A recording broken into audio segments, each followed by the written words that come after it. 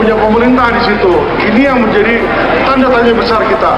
Dan dalam jumlah yang sama 20 triliun dikucurkan ke Sinarmas, tiba-tiba Sinarmas yang merupakan konsorsium dari 9 naga memasukkan dana yang sama 20 triliun ke IKN. Pemerintah beli karpet merah pada konglomerat untuk PIK2 dan timbal baliknya mereka minta investasi untuk IKN. Ya, itu sinyalemen side didu ya, yang kita juga tidak tahu karena PSN itu diberikan setelah kemenangan di MK ya. Usut tuntas semua kebijakan Jokowi yang cenderung berpihak kepada oligarki, terlebih dana yang dikucurkan kepada pengembang berasal dari APBN ya. Kong kali kong demi IKN dengan kekhawatiran kalau dia harus mengakhiri masa jabatan.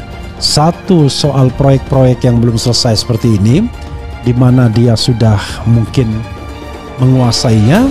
Yang kedua soal dinasti politik, soal ketiga soal potensi korupsi yang bisa ditindaklanjuti, yang keempat potensi pelanggaran HAM yang juga bisa diproses ya. Kalau memang mau membangun proyek strategis nasional, kenapa diberikan kepada Sinarmas sebagai perusahaan swasta? Kenapa diberikan kepada perusahaan BUMN seperti PP, seperti Wika ya?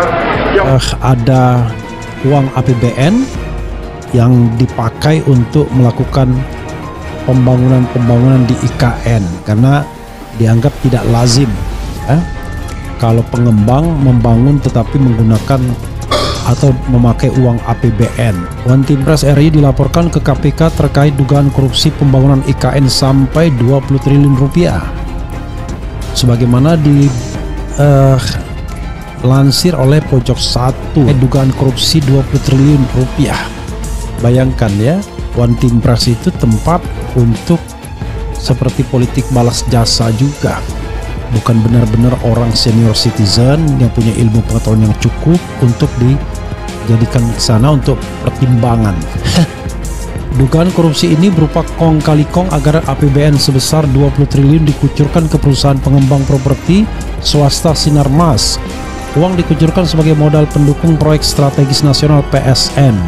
Seperti diketahui, ada dana transaksi janggal 20 triliun yang dikucurkan pemerintah kepada Sinarmas sebagai proyek strategis nasional, kata dia.